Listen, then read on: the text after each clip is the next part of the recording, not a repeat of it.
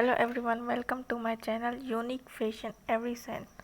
A gown from the usually loose outer garment for knee to full length worn by men and women in Europe for the early Middle Ages to the 17th century and containing today in certain professions. Later, the term gown was applied to any full length women's garment consisting of the attached skirt. A long, loosely fitted gown was worn by men in 18th century as an informal coat.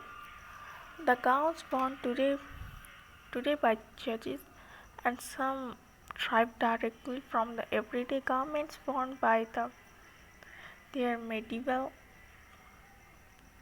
formalized into a uniform in the score of the 6th and 17th century. A modern day gown refers to several types of garment. It can refer of a woman's dress, especially a formal or fancy dress. It may also refer to a nightgown and or dressing gown. Academia and other traditional areas such as the legal world, gowns are also worn on various formal.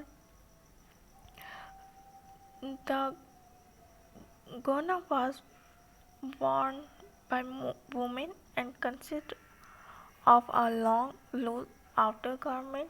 Gowns are worn by students attending early European countries in the 12th and 13th century. The gowns are the hoods that time would indicate the status. From the 14th and 17th century, the term gown were used to describe any long, loose, like garment worn by both male women and women. In the 1500s in Italy, a gown was known as by regional names in various locations. The look of Comora changed over time, starting out with a high and low neckline at the beginning of